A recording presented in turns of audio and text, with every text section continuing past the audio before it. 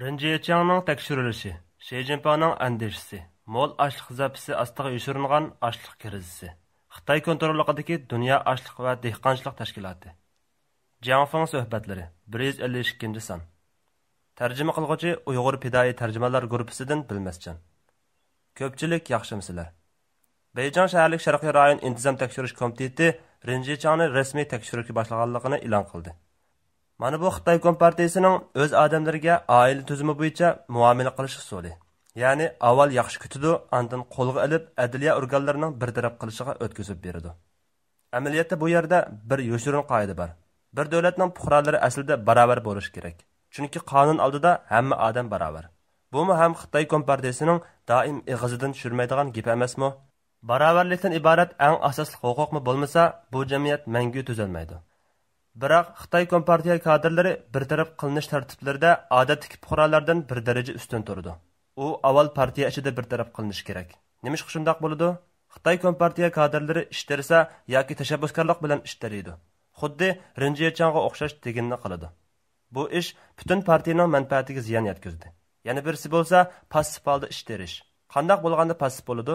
Hech nima demagan, hech nima qilmagan, biroq xato o'rinda turib qolgan bo'ladi. Ya'ni sening yuylangan teg'ing yoki huquqdorlar guruhi yo'qtiladi, senmi yo'qtilasan. Bir yilning oldida biz Li Yuanchao to'g'riliq to'xtalgan edik. Bir umr ehtiyotchilik bilan huquq tutib, ehtiyotchilik bilan taqsikashlik qilib yurgan, u markazdan Jiangsuga chiniqishga tushgan edi. O'ylab baqing. Jiangsu Shanxaydagi kadrlar Jiangzimin bilan yaxshi munosabatda bo'lmasa, o'salamdi. Oqibatchi Jiang Zemin guruhi umumyuzlik bartaraf qilindi. Buyruq asosan Jo Yongkangmi qo'lga olindi. Li Yuanchaomi shuningga ergishib bartaraf qilindi. U qarshilik qilish to'g'risida eg'iz ochishmi boqmagan. Qarshilik qilishga jur'atmi qila olmaydi. Biroq suiqasd orqali huquq tartib olish guruhiga chetlib qoldi. Endi mangu ishga qo'yilmaydi. Mana bu passiv holda ishtirishdir. Xitoy Kompartiya kadrlari bartaraf qilinsa, boshqalarni so'rab chiqadi. Shunga avval ichki jihati bartaraf qilindi. Mana bu jarayon dal men bayon qilgan yoshirin qoida bo'lib, bu bir qo'sh o'lchamli qoidadir. Partiya ichida bir taraf qilish bosqichida har qaysi kuchlar fursatni chang tutib, o'zaro uchur yetkazishadi. Vaziyat muqimlashgandan keyin, ya'ni yuqori qatlamdagilar murassallashib, qanday qilganda yuqori qatlamga bo'lgan ziyni eng tuvan holatga tushadiganligini bekitgandan keyin, adliya organlarining bir taraf qilishiga topshirib berish, bermaslikni qaror qiladi. Bu vaqtda qanday jinoyat bekitish, qancha yil kesish deganlarni bekitib bo'lgan bo'ladi. Mana bu yoshirin qoidadir. Biz Rinjiyechiangning ahvoliga qarab boqayli. U 2016-yili partiya taratqullarining familiyasi partiya deb Shi Jinpingni tanqid qilgan edi. Bu ish bugungi xavf va bir taraf qilinishga sababchi bo'ldi. Ayni vaqtda Rinjiyechiang yosh studentlarga ko'z oldidagi bu tamni g'ulutib tashlash to'g'risida chaqiriq qilgan. Bu chaqiriq kuchining Xitoy fuqarolarining uyg'onishiga bo'lgan ta'siri uning bugungi kunda mal'unlarni tillig'indami kuchli edi. Shu chaqda Beyjing Sharqiy rayonidagi atalmish intizom tekshirish komiteti uning bilan rasmiy holda so'zlashgan va qattiq bartaraf qilish to'g'risida rasmiy uqtirish chiqargan. Shu chaqdagi ishdan xabar bor do'stlar aslab baqsa bo'ladi. Ayni chaqda mayli xalq orasidagi ziyolilar orasida bo'lsin yoki yallanib ishlaydigan ziyolilar orasida bo'lsin, Rinjiyechiangga hujum qiladigan ovozlar intayin ko'p bo'lgan. Oxirida markaziy tashviqot bo'limining yo'l ko'rsatishi bilan partiya taratqullari hujumga o'tgan. Eng avval hujum boshlig'ini Shanxaydagi Sharq to'ri bo'lib, Rinjiyechiang 80 million partiya a'zosi uchun nomus degan. Buning nima ma'nosi bor? Bu deganlik intizom tekshirish komiteti uningga oila tuzumi orqali chora ko'radi deganlikdir. Buningga ergishibla markaziy televiziya stansiyasi Rinjiyechiangning para bo'la sizqi qanchalik uzun degan maqolani e'lon qilib, Rinjiyechiangning hokimiyatini og'zurmoqchi. Nayzining uchini rahbarlariga qaratdi. Davlatning bexatarlik qonuniga xiloflik qildi deb, uning ishini jinoiy ishlar delosi tarafga ittardi. Bu o'lcham Amerikada qo'llanilgan bo'lsa, 30-40% odam davlat bexatarlik qonuniga xiloflik qilgan bo'ladi. Chunki Amerikada Trumpni kunda tiladiganlar oz emasda. Biz endi bu ishni ko'zitib boqayli. Qiziqarli ish endi chiqadi. Shu chaqda Markaziy intizom tekshirish komiteti taratqullarining Rinjiyechiangga bunchalik hujumlarni qilayotganligini ko'rib, bir parcha maqola e'lon qildi. Maqolada 1000 odamning xo'sh-xo'sh deb turganidan bir odamning xatolikni ko'rsatib bergani afzal deyilgan. Buning ma'nosi nima? Sizlar bir munchonlarning xushamat qilishidan Rinjiyechiangning zaharlik tili yomon degani. Nimishqa bundaq deydi? Markaziy tashviqot bo'limi Li Yunshanning qo'lida bo'lib, u texmi ko'p taratqullarining hujumiga o'tishini chaqiriq qilyotdi. Ko'plagan taratqullarining orasidan Kommunist yoshlar ittifoqiga tava Xitoy yoshlar to'rining bir parcha maqolasi ichki ahvolni oshkorladi. Bu to'r bekatning xili nomi bor. Al-Ichki vatanparvar to'r bekati emasmi? Al-Ishchi degani amaliyotda kompartiya kontrol qiladi degani bo'lib, bu to'r bekat Markaziy intizom tekshirish komitetiga hujum qilishga boshladi. Oxirida Markaziy intizom tekshirish komitetining orqa teriki bo'lgan Wang Chishanning tishiga tegib qo'ydi. Shuning bilan Wang Chishan o'ttirg'i chiqib, bu ishni darhol to'xtatishni aytgan bo'lib, passiv o'rindan tashabbuskor o'ringa chiqdi. U yana ochiq fikrlik deb madhiyalashga erishdi. Mening boya qiziqarli ish deganim dal mushu yerda. Rinjichaning bu qadimgi qattiq tanqidi bilan uning 2016-yildagi portlash xarakterlik so'zining qaysisining zarbisi zo'r, ayni chog'dagisining albatta zo'r. U chog'da butun mamlakat bo'yicha qarshilik sadolari ko'tarilgan emasmi? Uningga agishibla ochilgan ikki yig'inda davomli sestilgan, o'z vaqtida Rinjichani oila tuzumi orqali jazolash sadolari nihoyat yuqori bo'lgan. Uni qonunning jazosiga tortqizish sadolari nihoyat kuchli bo'lgan edi. Lekin oila tuzumi ijro qilinmadi. Yoshirin qoida bo'yicha adliya sistemasiga topshirilmadi. Bak jaba tartib ketmasin degandir balkim. Shunda qilib bu ish bo'ldi qilingan, ammo hozircha faqat mikroblogdagi bir parcha yozma uchunmi? Uning ustiga bu yozma o'zining do'stlar chambiriki ichidagi yozma. Ammo do'stlar boshqalarga yo'llab oshkorlab qo'ygan. Bu ish nimishqa bunchalik qattiq g'azab qo'zg'aydi? Nimishqa Markaziy intizom tekshirish idorasi tekshirib bir taraf qilish qarorini shunchalik tez chiqardi? Uning ustiga birinchi bo'lib har qaysi hukumat taratqularida e'lon qiladi. Mana bu biz bugun muzokara qilmoqchi bo'lgan tema. Amaliyotda Markaziy intizom tekshirish komitetining tekshirib bir taraf qilish ishi mart oyining o'ttirlarida qaror qilinib bo'lingan bo'lib, Twitter, Facebook qatorliq chet el taratqularida chiqib bo'lgan. Undaqda bu ish bilan 2016-yildagi ishning eng chong farqi qayerda? 2016-yili bas bilan ko'krak kirib chiqib, podshohni qo'g'daydiganlar nihoyat ko'p bo'lgan. Markaziy tashviqot bo'limi bir tal sarangi bilanla hamma yerga o't qo'yib o'tgan. Ya'ni ancha kuchmayla partiya bilan birdek bo'lmagan odamni yo'qotish harakatini qo'zg'ayotgan edi. Men baya Xitoy kompartiyasi yuqori qatlamdagilarning ziynini eng tuvan chakka tushirishga tirishdi demaganmidim? Agar bu o't Wang Chishanga tutishib ketmagan bo'lsa, Rinjichang 2016-yilda tugashgan bo'ladi. Hozircha nimishqa Xi Jinping uni alohida til qilib, hamda uningga davlat bexatarligi delosiga chetlib qolganligini, hech kimning uni qutqizolmaydiganligini oldin ala eskartidi. Chunki hozir o'tirg'i chiqib, Rinjichangni ayblaydigan hech kim yo'q. 2016-yildagi o'xshash butun mamlakat bo'yicha Xi Jinping vakilligidagi partiya markaziy komitetiga chapan yapadigan hech kim yo'q. Texmi ko'p odamlar Rinjichang ayni yili hujum qilib tanqidlagan partiyaning o'zlarining haqoratlanishiga sabab bo'layotganligini tunib yetyotadi. Shunga 2016-yildagi ishning salbiy ta'siri cho'ng bo'lsa-mu bir taraf qilmadi. 2020-yilda bir parcha yozma uchun tez tekshirib bir taraf qilmoqchi bo'lyotdi. Bu orqali partiya yuqori qatlamdagilarning fikr birligiga ega ekanligini dunyoga uqtirib qo'ymoqchi bo'lyotdi. Amaliyotda Xitoy kompartiyasidan iborat bu sisiq soni yana ketsa bo'lmaydiganligini hammasi tunib yetdi. Mamlakat ichidagi fuqarolar emas, butun dunyomi buni barbara tunib yetadi. Xili yillardan beri Xitoy kompartiyasi xalqarada har xil o'yin o'ynash uchun nurg'un zehnini sarf qildi. Hammaylar Dunyo sahiyat tashkilotini bilamiz.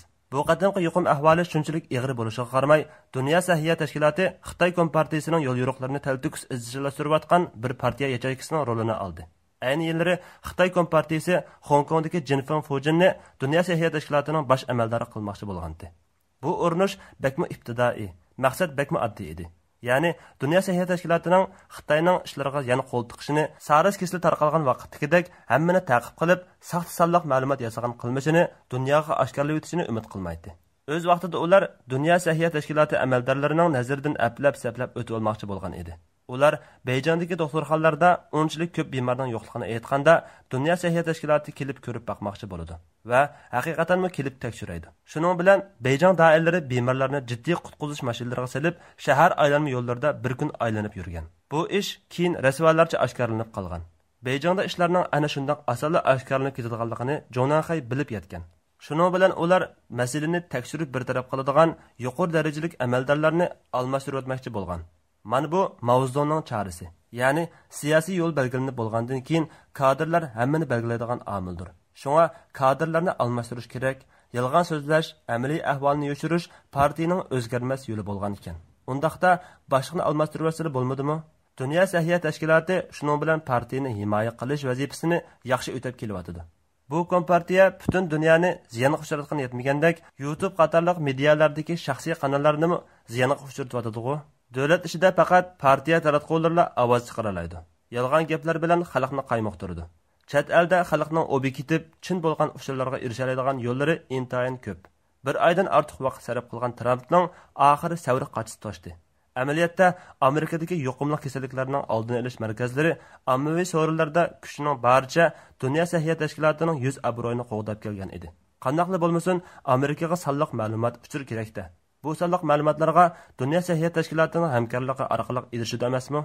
Men oldingi programmamda bu bir yugurish musobaqasiga o'xshaydi deb aytgan edim. Agar sen baldur yugurib olsang, yana sen havo liniyasini, ashyo obortini bak baldur to'xtatib olsang, boshqa davlatlarning chegarasi ochiq bo'lsa, undaqda savdo boshqa davlatlarda bo'ladi-da. U chaqda sen iqtisodiy jihatdan ziyon tortsan. Agar sen kechikib yugursang, u chaqda sen vaziyatni kontrol qila olmaysan. Kasal tarqalib kelsa, undaqda sen xalqning sog'lomligi, hatto hayotidan iborat texmi ig'ir bo'lgan badallarni to'laysan-da. Bu hokimiyat ustidagi partiyagami, hukumatgami cho'ng ta'sir ko'rsatadi. Shunlashqa Dunyo sahiyat tashkilotining amaliy ahvoliga asosan ilmiy hukm qilishiga hamda har qaysi davlatlar birlikda harakat qilishga ehtiyojliq bo'ladi.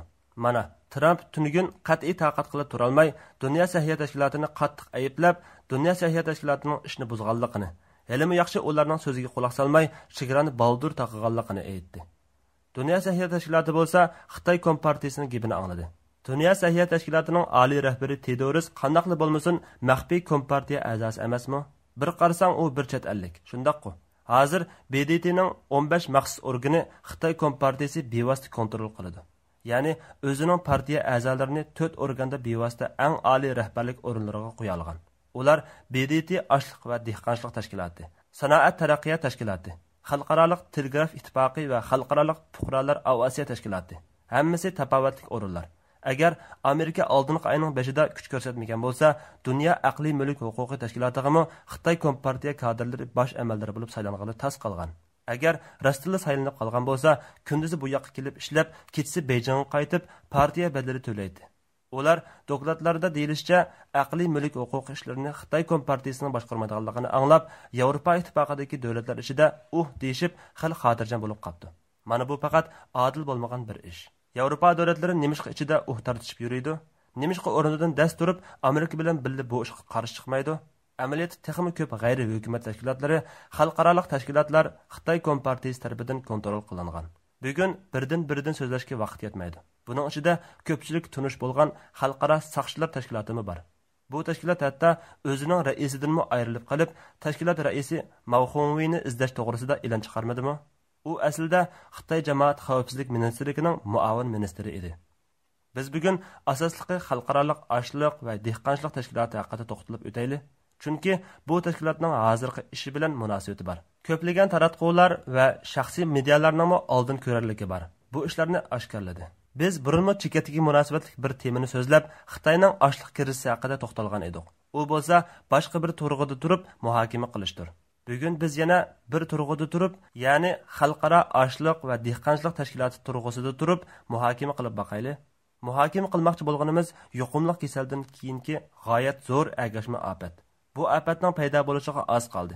Bu ofat ashliq krizi bilan munosabatlik. Shunga biz ashliq va dehqonchilik tashkiloti to'g'riliq azroq to'xtalaylik. Bu tashkilotning hozirgi bosh amaldorining ismi Chun Dongyu. 56 yosh. Aslida Xitoy dehqonchilik ministrligining muavin ministri edi. Amerika Wall Street gazeti munda xabar bergan. O'z vaqtida xalqaro saqchilar tashkilotining raisligiga qanday qilib Xitoy jamoat xavfsizlik ministri saylanib qolgan. Shu chaqdagi saylam 2016-yil Bali orlida elib berilgan. U degan sayohat qiladigan yaxshi joy. Xitoylar intayin yurakli ish qilgan. Ular bir kichik vakillar o'mkini bu yig'inga avatgan bo'lib, naq maydondagi kishilar bilan sen bizning jamoat xavfsizlik ministriga bilet tashlasang, men sening saqchi organlaringni yordam bilan ta'minlayman deb bevosita pul to'g'risida so'zlashib, ko'plagan kichik davlatlarning bilet tashlashini qo'lga keltirgan. Naq maydonda berishga ma'qul bo'lgan pora summasi milliard dollarga yetganligi mo'ljallangan. Chundongyoning saylanishimi o'xshash. Fransiya axborot agentligi Yevropa ittifoqi diplomatiya qanuli orqali bu xabarga erishgan. Ashliq va dehqonchilik tashkiloti saylam olib berishdan burun Xitoy taraf bir maydon saylam raqobati faoliyat olib borgan. Bu faoliyatda ular pul orqali boshqa davlatlarni sotib olgan. Ko'plagan davlatlar BDTga qarz emasmi? Ularning ashliq va dehqonchilik tashkilotining taftish organlariga bo'lgan qarzlari saylam boshlanishidan burun tuyuqsizda to'lanib bo'lingan. Kim to'lab bergan? Xitoy to'lab bergan. Ba'zi a'zo davlatlarning qarzlari ko'tarib o'tilgan edi.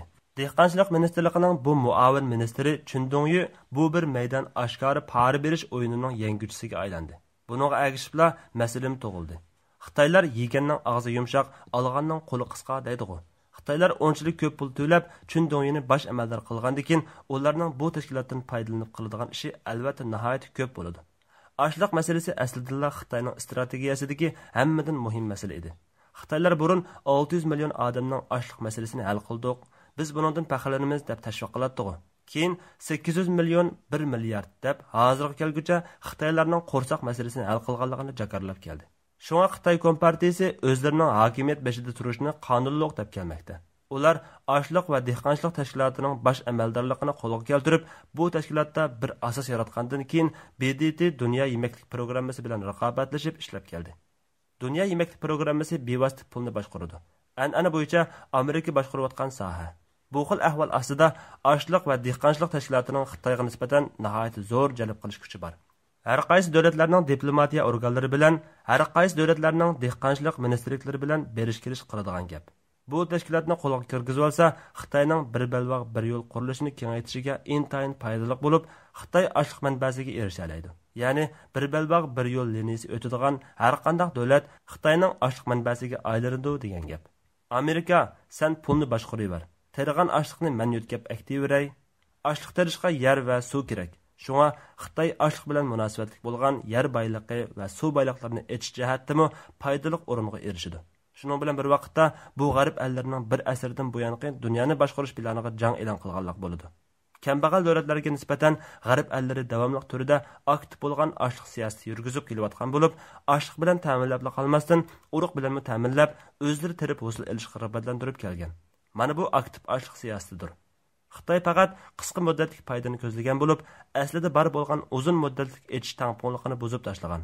Xitoy bir avlod tirishchilik orqali keyingi avlodni taraqqiy qilayotgan davlatlarni kontrol qilish maqsadiga yetmoqchi bo'lib, qisqa muddatlik manfaat orqali Amerikaning mavjudligini yo'qotmoqchi bo'lgan. Bu tadbirni amaliyotda Kissinger Xitoyga o'rgatgan. U kim ochliqni kontrol qilsa, shu yer sharidagi odamlarni kontrol qiladi degan. Qaraydigan bo'lsak, amaliyotda Xitoyning bu xil kontrol qilishi o'ziga ziyonliq. Chunki dunyo ochliq manbasiga bo'lgan kontrolning kuchayishiga ergishib, Xitoy barbara importga tayinadigan bo'lib qoladi. Bu Xitoyning tashqi periyodi ko'p vaqtda hech masala emas. Pul bo'lgandan keyin setib olsa bo'ladi. Biroq hozir davlat moliya kuchi tuvallayotgan bo'lib, qiyin ahvolda qolyotdi. Xitoy Amerika savdo urushi portlagandan keyin Xitoy texnik qiyin ahvolga qoldi. Amerikaning ochliqni setib olish yoki setib olmaslik ularning popoza qiladigan ko'zlarga aylandi. Biroq bir davlatning ochliq qurilmasini va strategiyasini o'zgartirish intayin qiyin bir ish. Sirtdan onchilik ko'p ochliq setib olmay, o'z dehqonlarga targizib, hosil olish bu bir intayin qiyin ish. Necha yil tirishmasa, yerning unumdorligi asliga kelmaydi. Hatto nurg'un yerlardagi masala yerning unumdorlik masalasi emas. Allaqachon qurilishlar tushib bo'lgan, har qancha bo'lsa qurilishlarni chiqib o'tib, ochliq targ'al bo'lmas. Buningga qanchalik zo'r chiqim ketadi. Ba'zi joylarning muhiti sanoat bulg'anmalari bilan bulg'unib, asliga keltirgil bo'lmaydigan holga kelib bo'lgan. Biz oldingi qatim tilga olib o'tganimizdek, siyrak to'pi elish uchun Jiangxi, Zhejiang qatorliq joylarda keng ko'lamdagi dehqonchilik maydonlari vayron qilingan. Shunga Xitoydagi ochliq krizisi barbara eg'irlashib bordi. Asli bu ahvollar 5 yildan keyin yoki 6-7 yildan keyin keladigan ahvollar edi. Ammo vaboning butun dunyoga tarqalishi bilan bu krizis birdamdala ko'z oldidagi krizisga aylandi. Chudongyu dunyo ochliq umumiy miqdori cho'ng masala emas. Avval ko'pchilikni xotirjam qilay. O'diqishning hojati yo'q. Faqat yer shari yemaklik zanjirining normal mashg'ulotiga kafolat qilinsa bo'ldi degan ancha ahamiyatimi bo'lmagan so'zdan birini qildi. Xitoy taratqularimi uning so'zini naql qildi. Dunyo ochliq va dehqonchilik tashkilotining bosh amaldori dedi emasmi? Ochliq miqdori masala emas. O'diqishning hojati yo'q. Hamma odam tamoq yeyalaydi. Bu mumkinmi? Hamma odamning tamoq yeyilishiga kafolat qilg'ili bo'lamdi? Xitoy ochliqning o'zini o'zi ta'minlash nisbati amaliyotda faqat 80% dan ozroq ortiq. Ammo ular 95% edi. Hozir 90% ga tuvalladi da'vatidi. Xitoy yemaklik mayining 80% dan ortiqni xom ashyoni import qilib pishiqlab ishlash orqali erishidi. Ya'ni Amerikaning siriq po'rchiqini import qilib may tartidi. Xitoy cho'ng shaharlarida bozorni 15 kunlik ochliq bilan ta'minlash kepilligi bor. Guruch setib olganlarga 15 kunning ichida setib olishga kafolat qilg'ili bo'ladi. Necha oylik zapas ta'minot bor. Necha oygacha bozorni mol bilan ta'minlagili bo'ladi. Har qaysi cho'ng shaharlarni ta'minlagili bo'ladigan 20 tonna cho'shiq go'shi bor da'vatidi. 20 tonna biz hisoblab baqsaqla bilalaymiz. Odatdagi bir oila bir xil go'shtni bir oy yeydi deb faraz qilsak, normal obort bo'layotganda, yeb bo'lganda yana bozordan akirdi. Bozormi davomli obort qilib mol akirib turdi. Bundaq bo'lganda bozormi kirim qiladi, fuqarolarmi xotirjam bo'ladi. Ammo har bir oilaning vahimaga tushib, ochliq to'plashi bilan bu tangpongliq boziladi. Men ochliq zapas saqlash uchun 3 xalta setib olaman. Undaqda sen cho'qim 3 oylik obortni olib kirganda, ondan bozor ehtiyojini qamday olaysan. Bir odamga nisbatan mushundaq bo'lsa, butun shahardagilarga nisbatan qandaq bo'lmoqchi edi? Ashyo obortida masala ko'rilgan aman rastlar darhol quruq to'lanadi. Buning bilan shahar aholilarining vahimaga tushib, ochliq to'plash kuchinishi yo'qolib ketadi. Shuning bilan ba'zi oilalarga go'sht qolmaydigan ahvol kelib chiqadi. Texmi qo'rqinchli bo'lgani ashyo oborti qisman rayonlarni ta'minlay olmay, hatto yezi bozorlardami ochliq qolmasligi mumkin. Yuqumlanish sababidan kelib chiqqan qamal qilish bu xil ahvolni texmi jiddiylashtirib o'tadi. Undaqda baya degan 20 tonna to'shqi go'shtchi. Parchet savdogarlari buni anglagan aman darhol hisoblab baho qo'yib bo'ladi. 20 tonna to'shqi go'shtini 1 milliard odamga bo'lsa, balkim har bir odamga bir tishlam go'sht bo'lar shu. Buni xalqni xotirjam qilish uchun chiqargan bu uqtirish degandan ko'ra xalqni sarosimiga tushirish safarbarlik buyrug'i degan yaxshiroq. 2019 yil 8 iyul Markaziy televiziya stansiyasi xabar bo'limi o'ndidar hisobida Yuan Longpingni ziyorat qildi.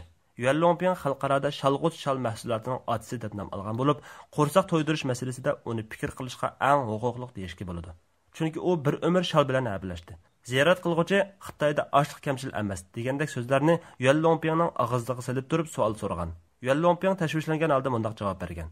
Tuvanda shu qatimliq ziyoratning dialogini naql qilindi. Muxbir: Onchilik darajada och qoladigan ish bo'lishi natayin. Nurg'un kishilar Xitoyda ochliq kamchil emas, yeyishga yetib oshidi deydi-ku. Yuan Longping: Undaq ish yo'q. O'ylab baq, Xitoyda 1 milliard 400 million odam bor. Xitoyning ochliq yetarlik emas. Hozir davlatning ochliq setib olishga puli bor. Agar boshqa davlatlar ochliq setib bermasa, u chaqda cho'ng qiyinchilik paydo bo'ladi. Och qoladigan gap. Bu bir masala. Intayin og'ir masala. Naql oyoqlashdi. Yuan Longping Xitoyning ochliq qo'rsoq to'yg'usi yetmaydi da'vatidi. Agar boshqa davlatlar setib bermasa, qiyinchilik tug'iladi. Importga butunlay tayinib olish nima degan og'ir ahvol? Yuan Longpingmi mushundaq da'vatsa, sen bir umr shal bilan habilishib kelgan mutaxassis Yuan Longpingga ishlamsan? Yoki seni uzundan beri aldab kelayotgan shunchalik ko'p odamning jinoz zamin bo'lgan Xitoy tarafdorlariga ishlamsan? Hozir ochliq eksport qilishni to'xtatganligini e'lon qilayotgan davlatlar barbara ko'payishga boshladi. Vyetnam bo'lsa dunyo bo'yicha 3-cho'ng go'sht eksport davlati bo'lib, go'sht eksport qilishni chekladi. Xitoyda Changjiang daryosining janubidagilar hammasi go'sht yeydi. Shimoldagilarning sharoiti borlarmi go'sht yeyishni yaxshi ko'radi. Tailandmi go'sht eksportini chekladi. Rossiya bo'lsa dunyo bo'yicha eng chong bug'doy eksport davlati. Umi eksportni chekladi. Qozog'iston-chi? Qozog'iston bug'doy ishlab chiqarib qolmasdan yana unnimi o'zi tartidi. Ya'ni Qozog'iston un eksport qiladi, ammo umi eksportni chekladi. Biz bilamiz, Amerika dunyo bo'yicha birinchi cho'ng dehqonchilik davlati. Trampning Xitoyni Amerikaning dehqonchilik mahsulotlarini sotib olish orqali savdo kelishimining birinchi bosqichini ijro qilishga oldirayotganligini bilamiz. Ammo biz bu dunyo bo'yicha birinchi dehqonchilik davlatiga tayinib qolsak bo'lamdi, bo'lmamdi? Chunki Tramp cho'qim bizga setib beramiz dedi-ku. Rast, uning shundoq sotqusi bor. Biroq haqiqatanmi cho'ng masala o'tirib chiqyapti. U bo'lsa-mu Chudongyu tilga olgan ochliq zanjirining yurishish masalasi. Asosliqi nima bilan yurishidi? Transport bilan. Aniqroqini aytganda, dengiz transporti bilan yurishidi. Xitoy bo'lsa dunyo bo'yicha birinchi ochliq import davlati. Davlat ichida hozir yuqum ahvoli intayin og'ir. Zo'r ko'pchilik davlatlar Xitoyning dengiz transportiga, suv yo'llariga, matroslarga cheklama qo'ydi. Xitoyning matroslari butun dunyo bo'yicha 15dan 20% kishi bo'lgan nisbatni egallaydi. Amerika 14 kunning ichida Xitoyga berib baqqan har qanday odamni Amerikaga kirsa bo'lmaydi deb cheklayotdi. Paraxotlar qirg'oqqa yaqinlashsa bo'ladi, ammo matroslar 14 kungacha paraxotdan tushmasligi kerak. Matroslar Xitoyning portlarida paraxotlarga chiqa oladi. Shunga bu paraxotlar xatarlik paraxotlar qatoriga kirdi. Sen cho'qim avval Amerika dengiz qirg'og'i muhofazat atritiga doklad qilishing kerak. Agar sen doklad qilmasang, ular sening materiallaringni tekshirib qolsa, seni yuqum ahvolini yo'shirdi deb qo'lga oladi. Mana shunday qilib, Xitoy paraxotlari mushu belgilama orqali to'sqinlikqa uchraydi. Mantaqi yuqumliq kasalning ikkinchi qatimliq tarqalish omilini bu yerda o'ylashtirmadim. Hozir aniq bo'ldiki, har qaysi taraflarning xabariga qaraganda, Xitoymi har kuni 2500 odamning yuqumlanayotganligini ichki jihatdan e'tirof qildi. Yuqumliq kasal ikkinchi qatimliq tarqalish bosqichiga kirib bo'ldi. Butun dunyoda bir oy yoki yarim oyda yuqum ahvolining yuqori pallasi o'tib ketishi mumkin. Italiyaning har qaysi joylarida yuqum ahvoli allaqachon astlashga boshladi. Ular aniqlik Xitoyga nisbatan qattiq kontrolni yo'lga qo'ydi.